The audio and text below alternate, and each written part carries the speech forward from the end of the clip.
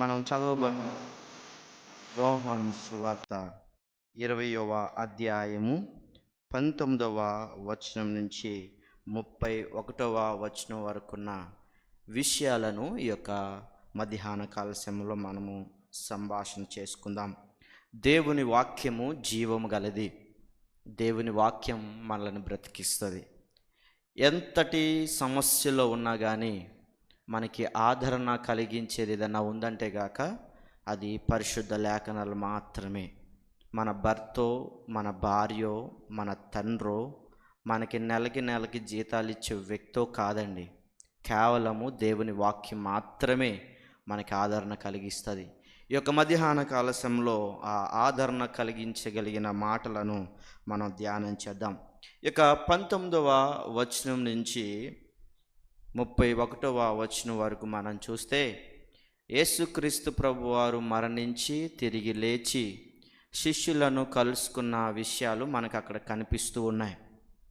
యేసుక్రీస్తు ప్రభువారు తిరిగి లేచిన తర్వాత ఇంచుమించు 40 దినములు ఈ భూలోకములో కనిపించవలసిన వాళ్ళందరికీ కనిపించి, ధైర్యం ఇవ్వవలసిన వారందరికీ ధైర్యమునిచ్చి, ఆజ్ఞలు ఇవ్వవలసిన వారందరికీ ఆజ్ఞలిచ్చి ఆయన పరలోకమునకు వెళ్ళినట్లుగా ఈ పరిశుద్ధ లేఖనాల్లో మనం చూస్తూ ఉంటాం. ఇక్కడ మనకు కనబడుతున్న విషయం ఏంటంటే, శిష్యులు యేసుక్రీస్తు ప్రభువారు మరణించిన తర్వాత అందరూ కలిసి ఒక ఇంటికి వెళ్ళిపోయారు. ఇంటికి వెళ్ళిపోయి ఆ ఇంటి తలుపులు గడి మూసుకుని లోపల కూర్చుని ఉన్నారు. యేసుక్రీస్తు ప్రభువారు తిరిగి లేచి వాళ్ళు ఏ గదిలో అయితే కూర్చున్నారో, ఏ ఇంట్లో అయితే ఉన్నారో ఆ ఇంటిలోనికి వచ్చి వారితో కొన్ని విషయాలు సంభాషణ చేసి వెళ్ళిపోయారు. మరలా వచ్చారు. ఫస్ట్ టైం వచ్చినప్పుడు ఆ యొక్క శిష్యులలో ఒక వ్యక్తి లేడు. అతని పేరు తోమా. రెండవసారి యేసుక్రీస్తు ప్రభువారు వచ్చినప్పుడు వారి మధ్యన తోమా ఉన్నట్లుగా పరిశుద్ధ లేఖనాలు తెలియచేస్తున్నాయి. ఆ తర్వాత దేవుడు తోమాకి బుద్ధి చెప్పి దేవుని వాక్యమందు బలపరిచినట్లుగా మనం చూస్తున్నాం. ఇది ఈ యొక్క వచనాల్లో జరిగిన విషయం. దీని నుంచి కొన్ని విషయాలు మనం ఈరోజు తెలుసుకుందాం. మొట్టమొదటిగా 20వ అధ్యాయము 19వ వచనాన్ని మనం చదువుకుందాం. ఎవరైనా చదువుతారా? నేనే చదవాలా?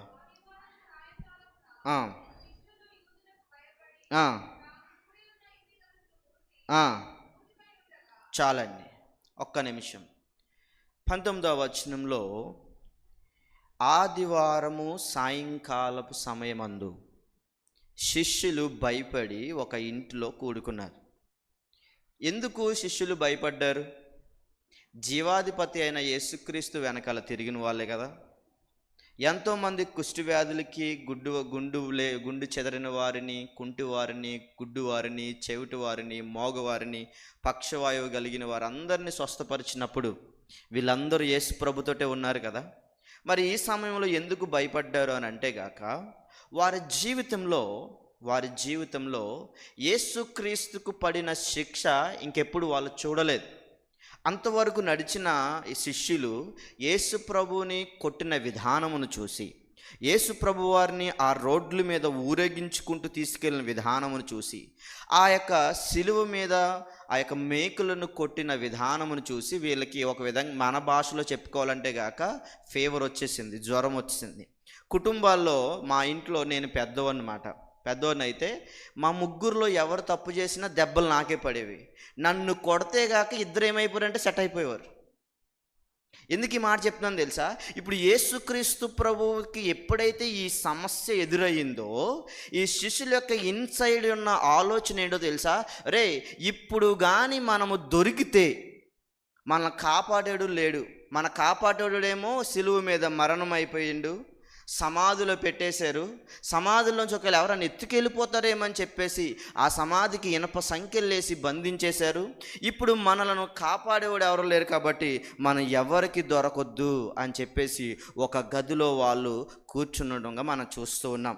ఈరోజు మన యొక్క ఈ యొక్క పాఠ్యాంశానికి టాపిక్ ఏంటనంటే గాక, చాలా జాగ్రత్తగా ఈ మాటలు వినండి. తప్పిన తోమ, దొరికిన తోమ. చెప్పండి ఒకసారి. తప్పిన తోమ, దొరికిన తోమ. మరొకసారి. తప్పిన తోమ, దొరికిన తోమ. ఈ తోమ ఏం చేశాడో తెలుసా? రే, ఇంతవరకు మీతో కలిసి నేనున్నా, యేసు ప్రభు వారు ఏది చెప్తే అది చేసాం, ఎక్కడికి వెళ్ళమంటే అక్కడికి వెళ్ళాం, ఏది చేయమంటే అది చేసినాం, ఆయన వెనకాల తిరిగినాం, అరణ్యం అంటే అరణ్యం తిరిగినాం, సముద్రం అంటే సముద్రంలో తిరిగినాము, ఎక్కడ పడితే అక్కడ తిరిగాం. ఇప్పుడు ఆయన లేడు, మీతో నేను ఉన్నానంటే గాక మీరు అందరు ఎక్కడైతే ఉన్నారో అక్కడ ఖచ్చితంగా ఈ రోమా ప్రభుత్వం వాళ్ళు అందరూ వచ్చి యేసు ప్రభుని వేసినట్టు మిమ్మల్ని వేసేస్తారు. కాబట్టి నా బతికేది నేను బ్రతుకుతాను, నా పరిస్థితి నేను చూసుకుంటాను అని చెప్పి తోమ వారి దగ్గర నుంచి ఎడబాటు అయ్యాడు.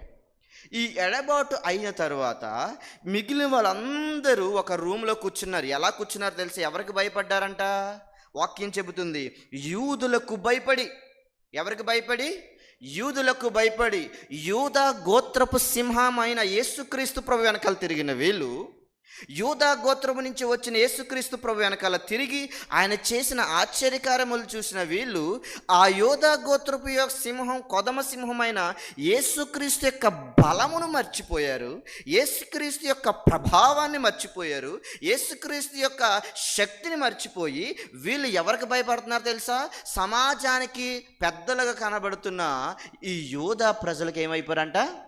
భయపడ్డారు. భయపడి ఏం చేశారంటే కాక ఒక గృహములో కూర్చున్నారు.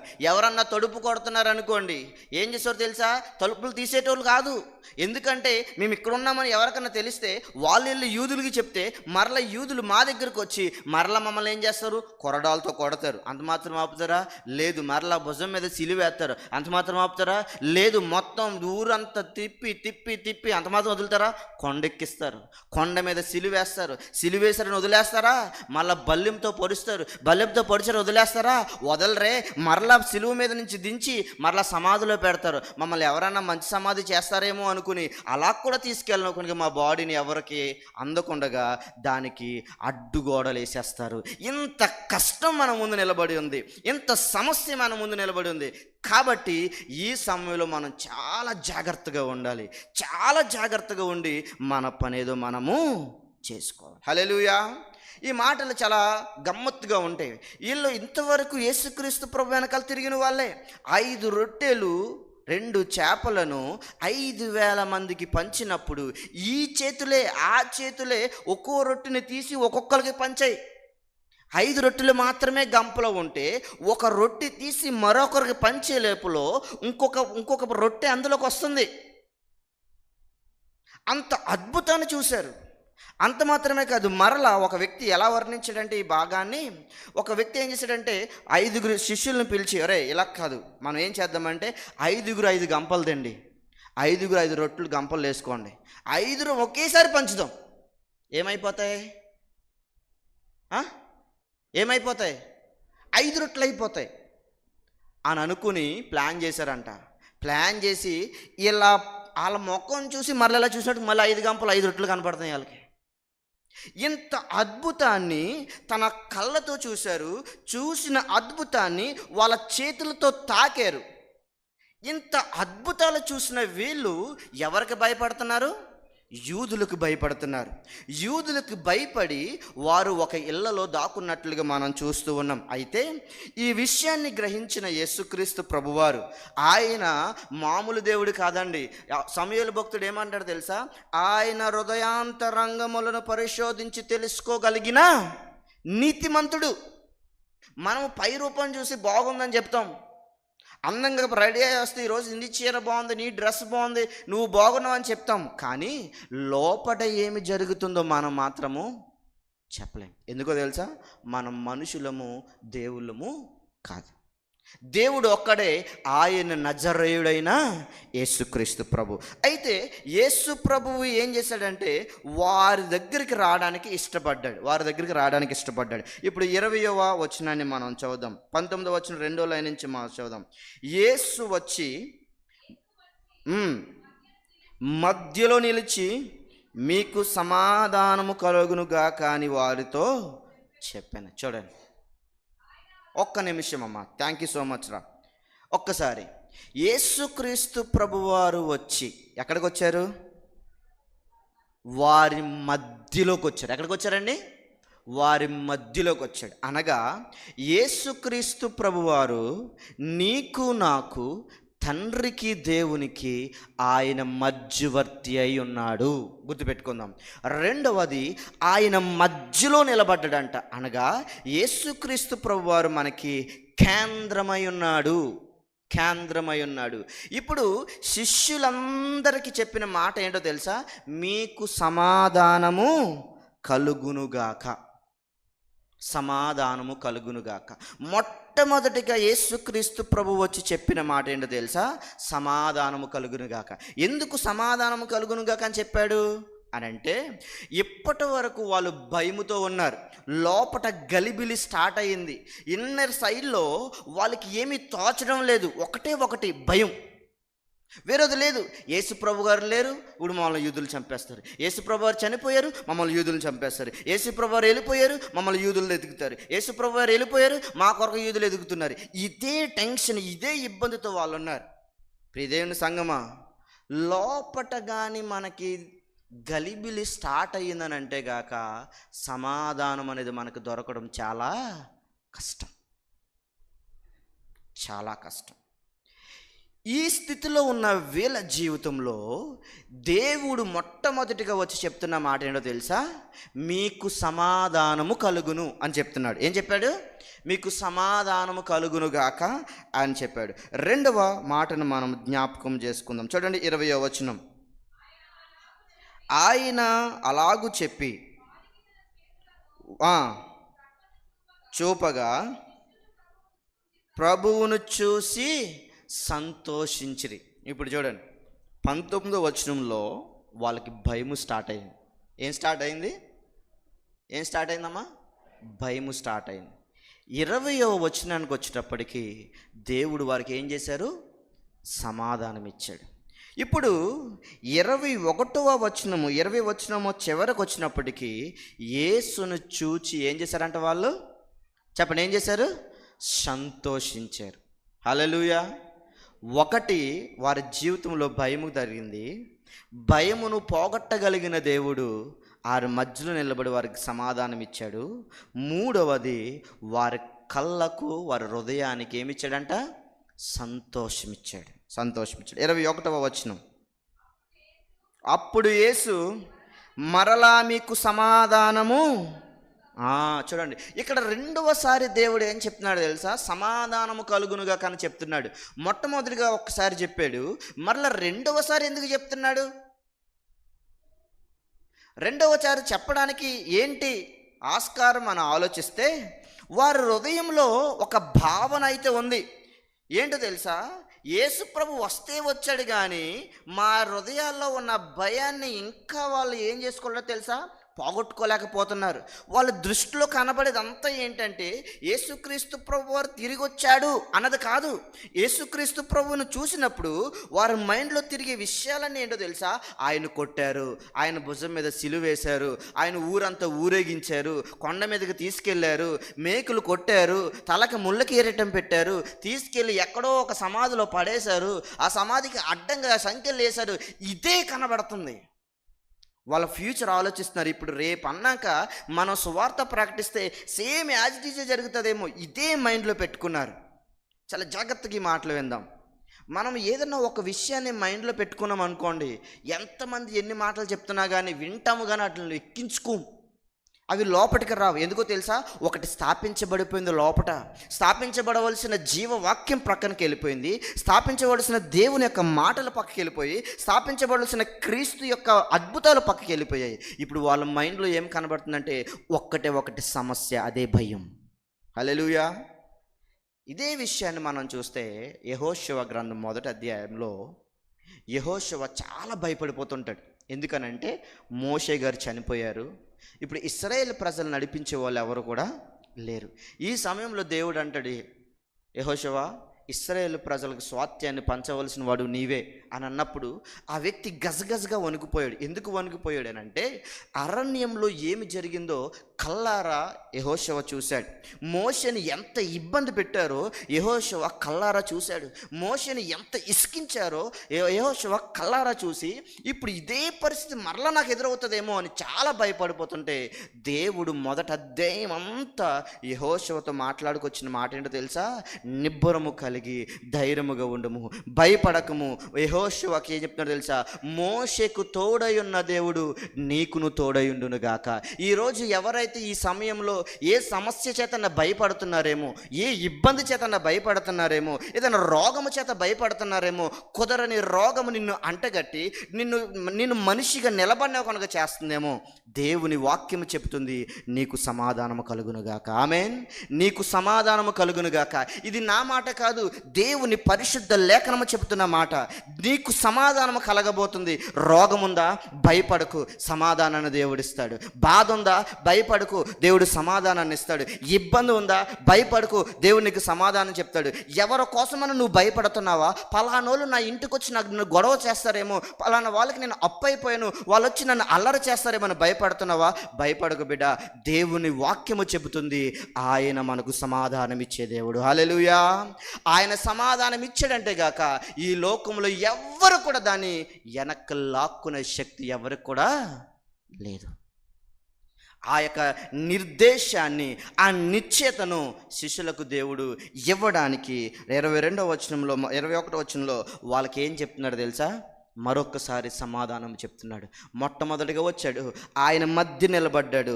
మధ్య నిలబడి మీ అందరికీ నేనే కేంద్ర బిందువుని, మీ అందరికీ నేనే మధ్యవర్తిని అని ఒక ఉదాహరణగా అక్కడ చూపించాడు. రెండవదిగా సమాధానము కలుగునుగా కన్నాడు. మూడవదిగా యేసును చూసి సంతోషించారు. మరలా వారి జీవితంలో సంపూర్ణమైన సమాధానాన్ని పొందుకున్నారు. ఇప్పుడు చూడండి 21వ వచనాన్ని చదువుదాం.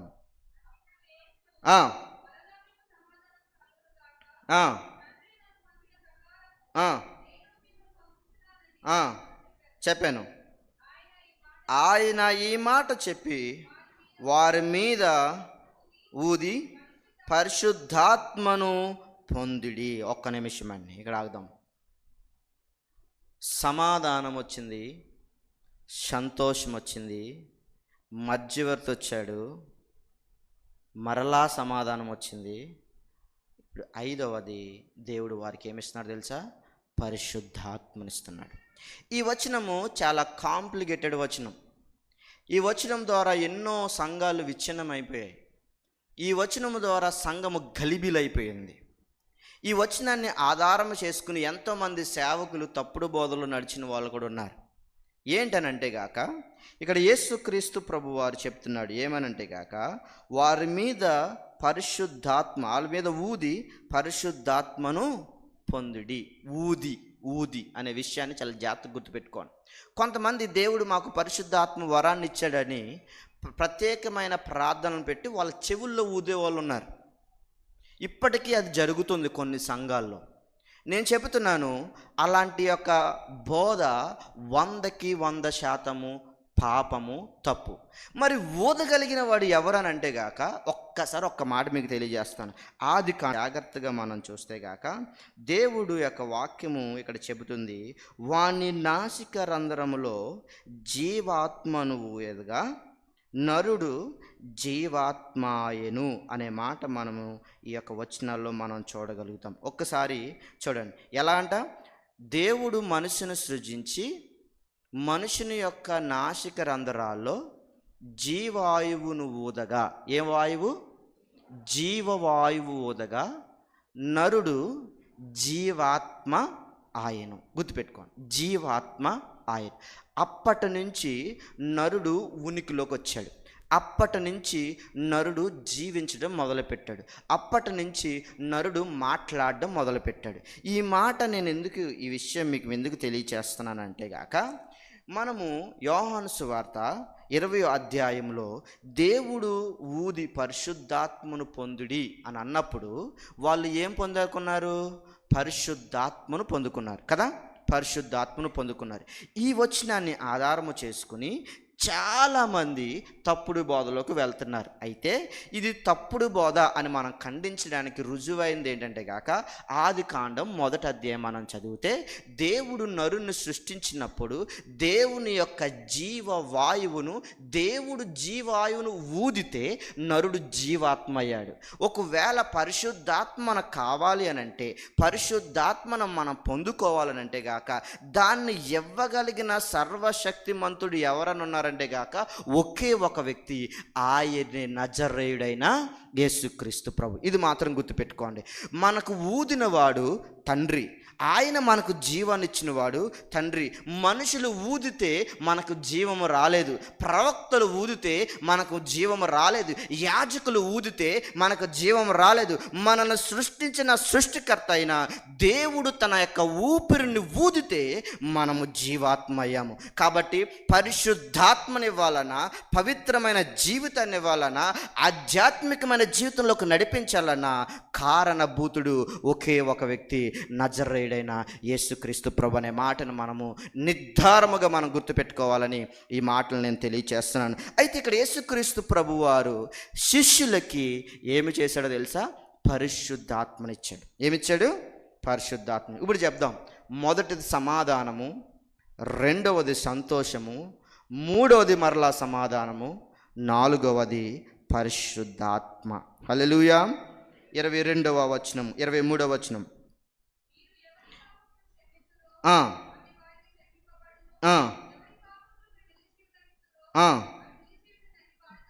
వారితో చెప్పాను. ఒక్కసారి ఇప్పుడు మన వైపు చూద్దాం, నా వైపు చూద్దాం. ఇప్పుడు దేవుడు 5వ విషయాన్ని వాళ్ళకి గుర్తు చేస్తున్నాడు. ఏంటో తెలుసా? అధికారాన్ని ఇస్తున్నాడు. ఏంటి అధికారము? ఏంటి అధికారం అని అంటే గాక 21వ వచనం మనం చూస్తే మనకు అర్థమవుతుంది. 23వ వచనం. మీరు ఎవరి పాపములు క్షమింతురో అవి వారికి క్షమింపబడును. అనగా ఒకరి ఎడల ఒకరు క్షమాపణ గుణము కలిగి మనం జీవించాలి అనే విషయాన్ని దేవుడు శిష్యులకు గుర్తు చేస్తున్నాడు. పాపములు క్షమించగలిగిన వాడు ఒకడే యేసు ప్రభు అండి. అయితే ఇక్కడ ఒక వచనం యొక్క ఉద్దేశం ఏంటంటో తెలుసా? ఒకవేళ మీరు ఎవరితోనైనా తప్పుడు సమాచారం అందించిన వారైతే, ఒకవేళ ఎవరితోనైనా మీరు జగడమాడినట్లయితే, ఒకవేళ మీరు ఎవరినైనా అనకూడని మాటలు అంటే వారితో మీరు సమాధానం పొందకపోతే ఒక్కసారి వాళ్ళ దగ్గరికి వెళ్ళి క్షమించమని అడగండి. వారిని మీరు క్షమించండి, మిమ్మల్ని వారు క్షమిస్తారు. అక్కడ వారి పాపములు ఏం చేయబడతాయంట? క్షమించబడతాయి. ఇప్పుడు ఒక అధికారాన్ని దీవించాడు. ఏమని? ఒకరినొకరు క్షమించుకునే గుణలక్షణాన్ని దేవుడు మనకు అనుగ్రహించాడు. ఎవరున్నారు తెలుసు? అప్పుడు ఒక్కరు మిస్ అయిపోయారు. ఎవరు మిస్ అయిపోయారు? తోమా మిస్ అయిపోయాడు. మిగిలిన వాళ్ళందరూ కూడా సమాధానాన్ని పొందుకున్నారు, సంతోషాన్ని పొందుకున్నారు, మరలా సమాధానాన్ని పొందుకున్నారు, మరలా వాళ్ళు పరిశుద్ధాత్మను పొందుకున్నారు. అంత మాత్రమే కాకుండా వాళ్ళు క్షమించే గుణాన్ని పొందుకున్నారు. హల్లెలూయా. ఇప్పుడు చూడండి 24వ వచనం. యేసు వచ్చినప్పుడు 12 మందిలో ఒకడైన దిదుమ అనబడిన తోమా వారిలో లేకపోయాను గనుక తక్కిన శిష్యులు ఆ ఆ ఆ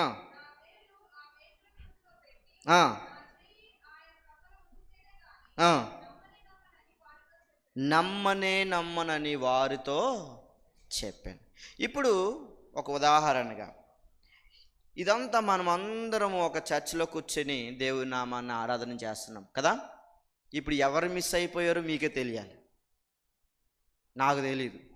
అయితే మిస్ అయిపోయిన వాళ్ళ దగ్గరికి వెళ్ళి మీరు చెప్పారు, దేవుడు వచ్చాడు, దేవుణ్ణి మేము చూసాము, దేవుడు మాకు సమాధానాన్ని ఇచ్చాడు, భయముతో ఉన్నాం, వణుకుతో ఉన్నాం, దాక్కునున్నాం, మమ్మల్ని దేవుడు ఏం చేశాడు తెలుసా? ఆ భయం నుంచి విడిపించాడు.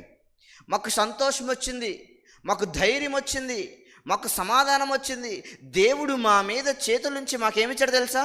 పరిశుద్ధాత్మ అనే వరాన్ని ఇచ్చాడు, మమ్మల్ని దేవుడు అభిషేకించాడు అని ఎలాగైతే తోమ దగ్గరికి వెళ్ళారండి. ఎవరు? మిగిలిన శిష్యులందరూ. అరే, యేసుప్రభు వచ్చినప్పుడు తోమా లేడు కదా, మనతో పాటే కదా యేసుప్రభు వెనకాల తిరిగాడు, మనం ఎక్కడ ఉంటే అక్కడే కదా ఉన్నాడు, మనతోటే కదా కలిసి పడుకున్నాడు, మనతోటే కదా కలిసి తిన్నాడు. యేసు ప్రభుని చూసే భాగ్యం పోయిందిరా. మరలా యేసు ప్రభు వస్తాడేమో, ఒక్కసారి తోమ ఎక్కడున్నాడు వెళ్ళి అతనికి జరిగిందంతా చెప్దాం. అది చెప్పన్నా ఏం చేద్దాం, మరలా తీసుకొద్దాం. హల్లెలూయా.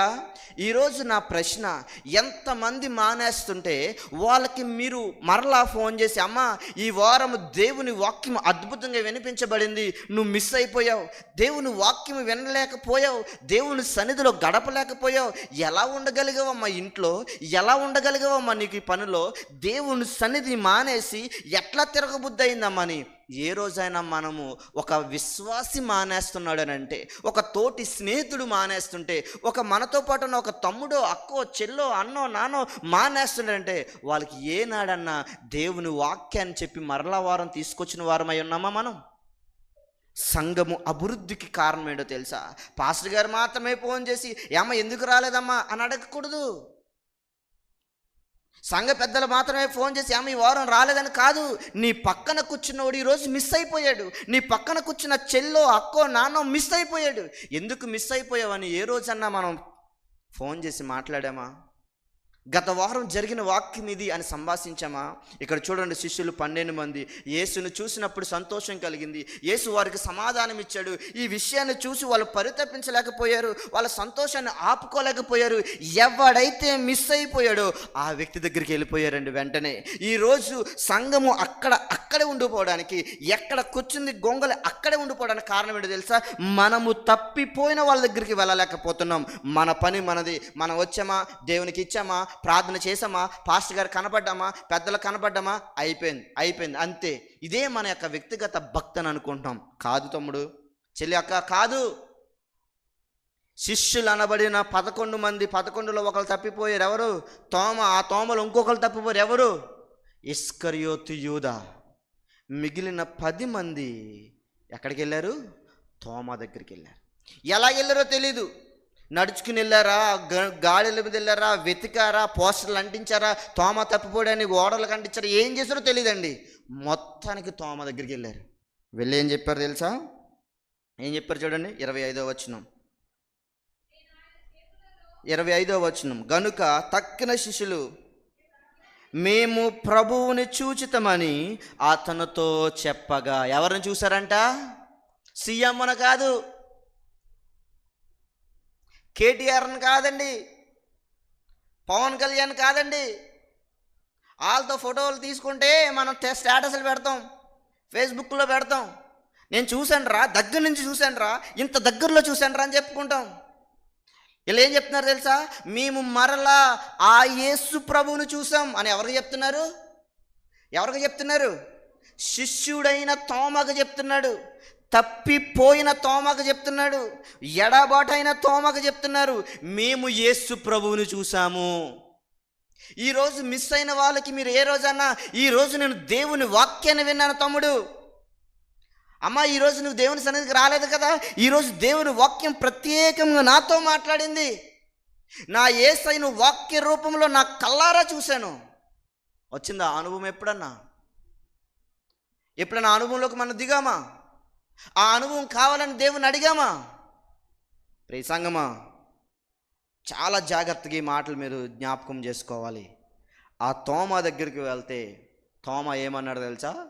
యేసు ప్రభుని మేకులతో కొట్టారు కదా, ఆ మేకులతో కొట్టిన గుర్తు నాకు కనబడతాయి, అందులో ఆ యొక్క గుర్తులో నా వేలును పెడతాను, అప్పుడు మాత్రమే నేను నమ్ముతాను.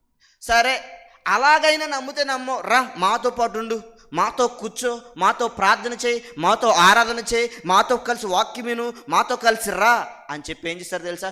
లోపట అనుమానం ఉన్నప్పటికీ ఆ వ్యక్తిని తీసుకురావాల్సిన ప్రాంతానికి ఏం చేశారు?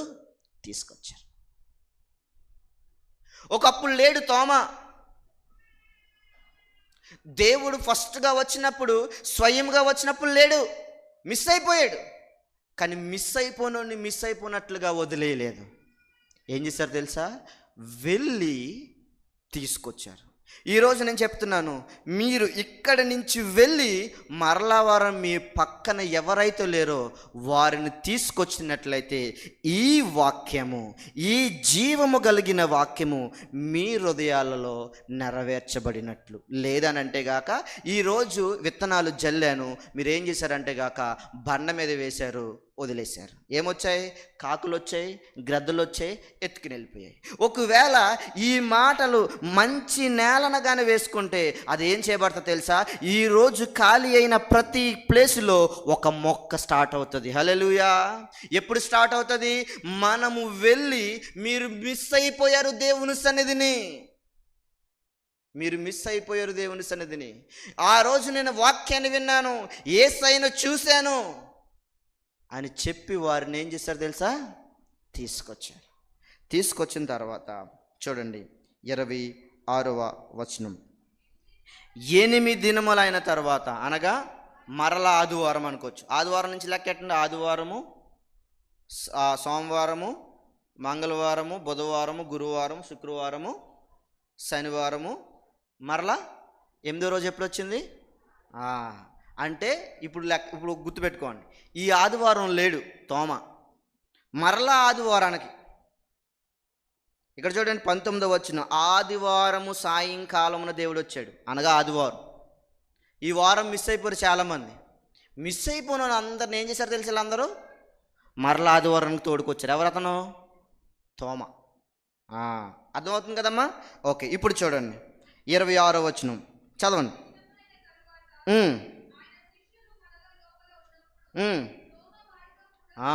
ఎవరున్నారు ఇప్పుడు? తోమ ఉన్నాడు. తర్వాత తలుపులు మూయబడి ఉండగా యేసు వచ్చి మధ్యన నిలిచి మీకు సమాధానము కలుగును గాక. హల్లెలూయా! ఈ మాట చాలా జాగ్రత్తగా మీరు హృదయాల్లో ఉంచుకోండి. 19వ వచనంలో యేసు వారి మధ్యలోకి వచ్చి ఏం చెప్పాడు? సమాధానము కలుగును గాక. మరలా 8వ రోజు, అనగా మరలా ఆదివారపు దినాన్న మరలా యేసు ప్రభు ఎక్కడ నిలబడ్డాడు? మధ్యలో నిలబడ్డాడు. మళ్ళీ ఏం చెప్తున్నాడు? ఆయన మాట మారదండి, ఆయన స్థానము మారదు. అందుకే ఆయనకు ఒక పేరుంది. ఆయన నిన్న, నేడు, రేపు ఏకరీతిగా ఉన్న దేవుడు. వాళ్ళని చూద్దామని వచ్చినప్పుడు మధ్యలో నిలబడ్డాడు. ఆయన నోటి నుంచి వచ్చిన మొట్టమొదటి మాట మీకు సమాధానము కలుగును గాక. రెండవసారి వచ్చాడు, రెండవసారి ఎక్కడ నిలబడ్డాడు తెలుసా? వారి మధ్యలో నిలబడ్డాడు. అనగా ఆయన మనకు కేంద్ర బిందువు అయి ఉన్నాడు, ఆయన మనకి మధ్యవర్తి అయి ఉన్నాడు. ఆయన ద్వారా మాత్రమే తండ్రిని చూసే అవకాశము, ఆయన ద్వారా మాత్రమే ఆ సింహపు ద్వారములు దాటుకుని వెళ్ళే అవకాశము, ఆయన ద్వారా మాత్రమే పరలోక రాజ్యమును స్వతంత్రించుకోవడానికి అవకాశం. అందుకే ఆయన మాట మారలేదు, ఆయన స్థానము మారలేదు. ఆయన మారని దేవుడు. ఎప్పుడు? నిన్న, నేడు, రేపు ఏకరీతిగా ఉండే దేవుడు. ఆ ఏకరీతిగా ఉండే దేవుడు మరలా మధ్యలోకి వచ్చి అప్పుడు ఎవరో లేరు, తోమ లేడు కదా, తోమతో అంటున్నాడు నీకేం కలుగును గాక? సమాధానము కలుగును గాక. ఇప్పుడు 27వ వచనం.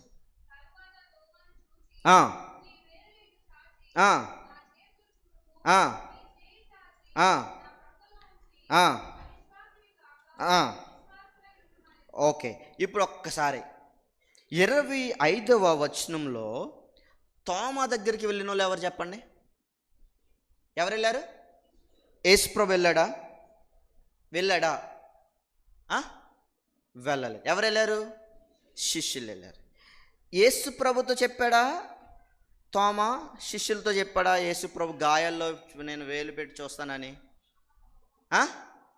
ఎవరితో చెప్పాడు? శిష్యులతో చెప్పాడు తోమ కదా.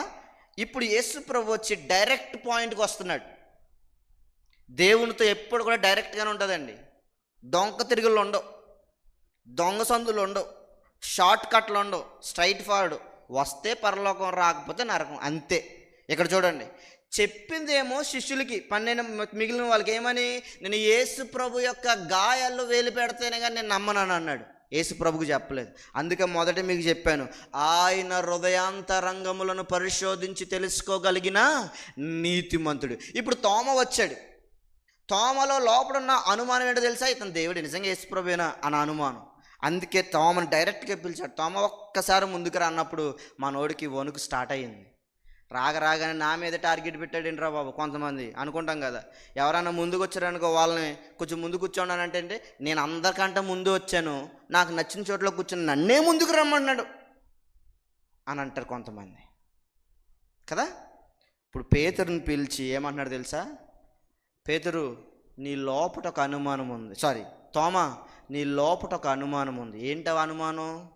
నేను దేవుడును కాదని, నేను యేసు ప్రభువుని నమ్మడానికి నీకు ఒక సందేహం ఉంది. అదేంటో తెలుసా? రా నీకు చూపిస్తానని చెప్పి అతడు వెళ్ళి చూడకుండా దేవుడు వెళ్ళి తోమ చేయి పట్టుకుని వేలు పట్టుకొచ్చి అతని గాయాల్లో పెట్టాడు. చూడండి 27వ వచనం. 27 తర్వాత తోమను చూసి ఎవరిని చూశాడు దేవుడు? ఎవరిని చూశాడు? తోమను చూశాడు. అప్పుడు తోమ లేడు కదా, మిస్ అయిపోయి వచ్చాడు. ఎవరైతే ఒక వారము మిస్ అయిపోయి దేవునికి దూరం అయిపోయి మరలా తప్పు తెలుసుకుని వస్తారో వాళ్ళ వైపు దేవుని దృష్టి ఖచ్చితంగా ఉంటుందండి. గుర్తుపెట్టుకోండి. ఒకవేళ దేవునికి దూరం అయిపోయి కొన్ని సంవత్సరాలుగా మానేస్తే, దేవుడు నాకు అవసరం లేదు, నాకు అది చేయలేదు ఇది చేయలేదని దేవుని వంకలు పెట్టి మానేసి మరలాని వచ్చినట్లయితే గాక దేవుని దృష్టి అతని మీద ఉంటుంది. అందుకే యోహాను భక్తుడు యోహాను సువార్తలో ఒక మాట రాస్తాడు. ఏమన్నాడు తెలుసా? ఒక కాపరికి 100 గొర్రెలు ఉండిన ఎడల అందులో ఒకటి తప్పిపోతే 99ని విడిచిపెట్టి ఆ ఒక్కదాని కొరకు వెతకడా. హల్లెలూయా. వెతికిన ఓడు వదిలిపెట్టడండి. అతడికి ఏదైతే సంఖ్యలు ఉన్నాయో, ఏదైతే అనుమానం ఉందో, ఏదైతే ఇబ్బంది ఉందో వాటన్నిటిని తీసివేసి తీసుకొచ్చి మిగిలిన 99 వాటితో చేర్చి వాటికి ఏ ఫుడ్ అయితే పెడుతున్నాడో దీనికి కూడా అదే ఫుడ్ పెడతాడు. దేవుడు కూడా అదే చూశాడు. మొట్టమొదటిగా శిష్యుల దగ్గరికి వచ్చి ఏ సమాధానం కలుగునుగాక అన్నాడు. తోమ వచ్చిన తర్వాత కూడా తోమ కూడా అదే చెప్తున్నాడు, నీకు సమాధానము కలుగునుగాక, నీకు సమాధానము కలుగునుగాక, నీకు సమాధానము కలుగునుగాక. ఇప్పుడు యేసు ప్రభు వారు డైరెక్ట్ పాయింట్కి వచ్చినప్పటికీ తోమకు కొంచెం భయం వచ్చింది. తోమకు కొంచెం వణుకు స్టార్ట్ అయ్యి దగ్గరికి వస్తున్నాడు. అతను మొట్టమొదటిగా ఎలా అనుకున్నాడు తెలుసా? యేసు ప్రభు యొక్క గాయాల్లో డైరెక్ట్గా చేయి పెడదాం అనుకున్నాడు. కానీ ఇప్పుడు యేసు ప్రభు పిలిచి చూపిస్తున్నప్పుడు చూడండి, అతని చెయ్యి ఇలా వణుకుతుంది. ఆయన గాయాల్లోకి వెళ్ళడానికి అతని చెయ్యి వణుకుతుంది. ఎందుకు వణుకుతుంది తెలుసా? లోపల ఇన్సైడ్లో అతనికి ఒక భయం కలుగుతుంది.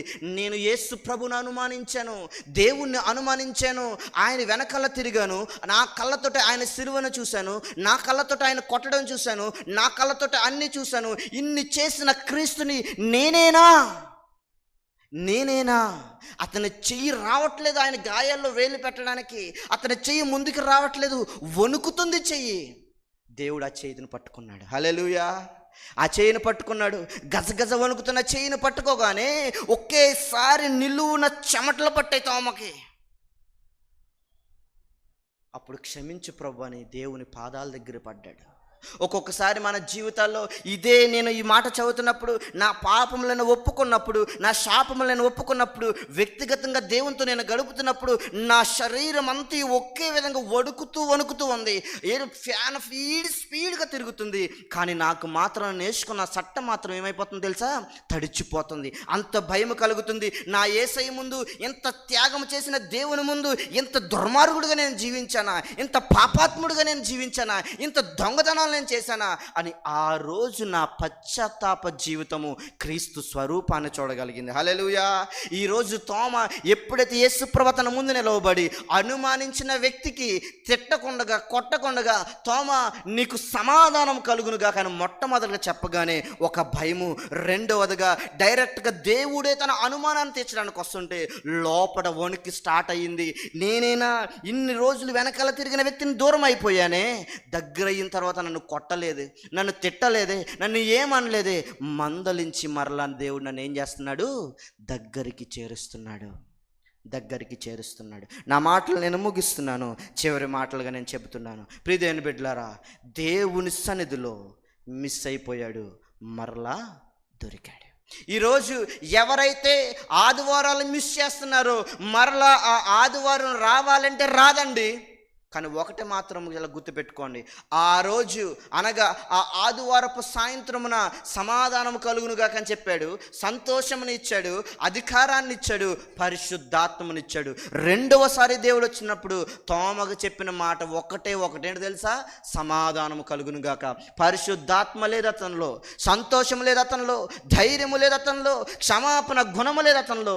దేవుని గాయములలో వేలి పెట్టినప్పుడు, దేవుని గాయములను పరిశీలన చేసినప్పుడు, దేవుని గాయములు దగ్గరకు వచ్చి చూసినప్పుడు తనలో ఉన్న పశ్చాత్తాపం మొదలైంది, తనలో ఉన్న జీవిత పాపమంతయు బయటపడడం మొదలుపెట్టింది.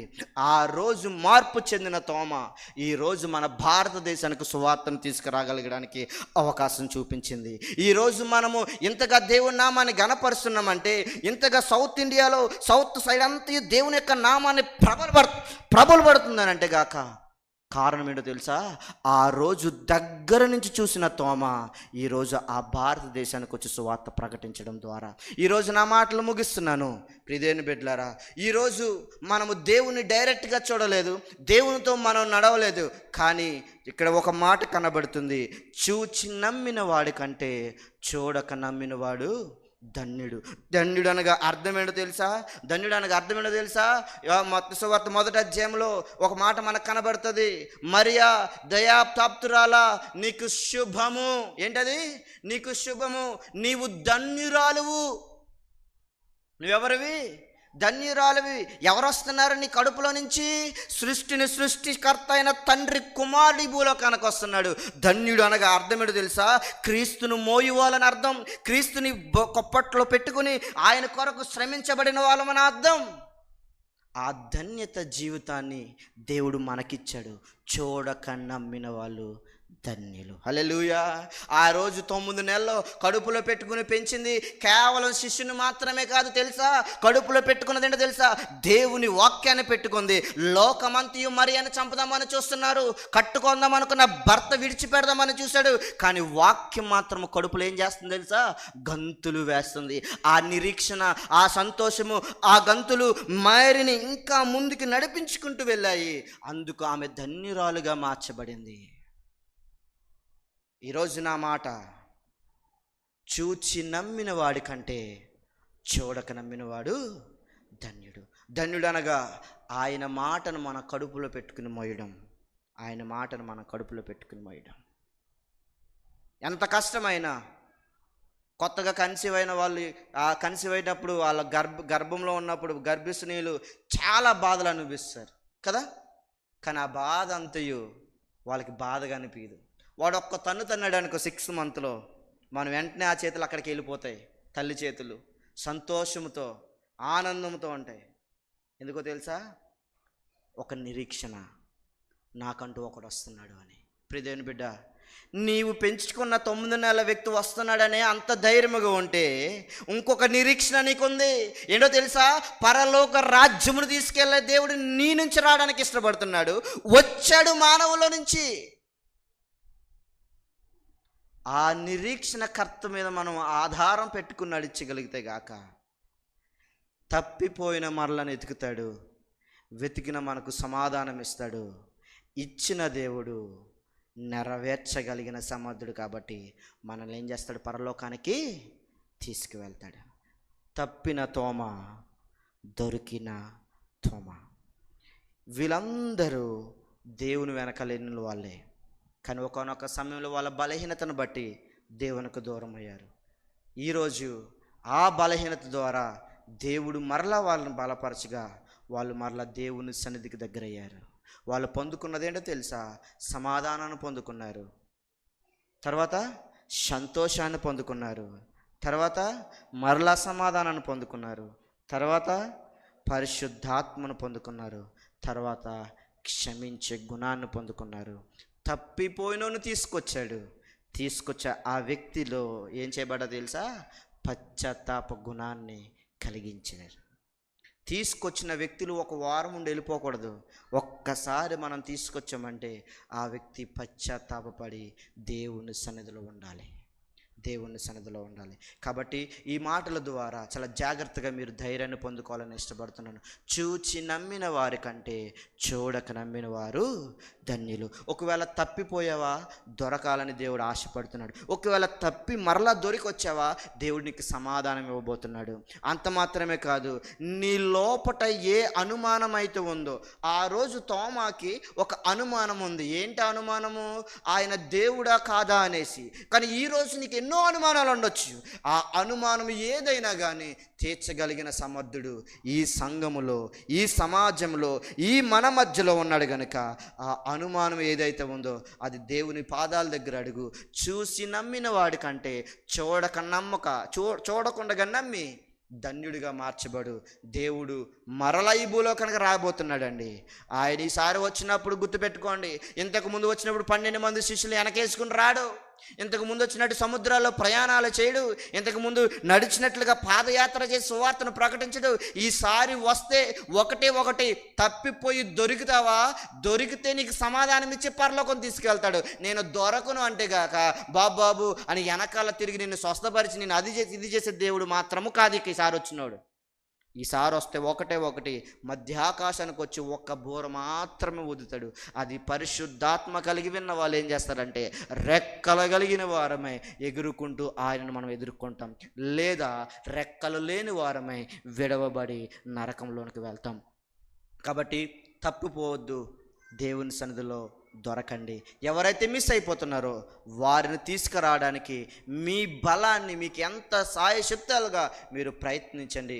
దేవుని యొక్క మాట సత్యము, దేవుని యొక్క మాట జీవము, దేవుని యొక్క మాట పరలోక రాజ్యముకు బాట. కాబట్టి ఈ మాటలు మీ హృదయాల్లో పెట్టుకుని ఆయన వచ్చే వరకు, ఆయన ఇవ్వగలిగిన నిరీక్షణతో, ఆయన రాకడ కొరకు మనము సమాధానము కలిగి ఆయనను చూస్తూ సంతోషిస్తూ ఆయన నామాన్ని గణపరచడానికి పరిశుద్ధాత్మతో ఆయన నామాన్ని గణపరుస్తూ ఒకరి నీడలో ఒకరి క్షమాపణ గుణము కలిగి ఒకరి నీడలో ఒకరు క్షమించుకుంటూ క్రీస్తు ప్రేమను ఒకరికొకరికి పంచుదాము. అటువంటి కృప, అటువంటి భాగ్యము దేవుడు మనందరికీ దయచేయునుగాక. ఆమేన్. కళ్ళు మూసుకుందాం, చిన్న ప్రార్థన చేసుకుందాం.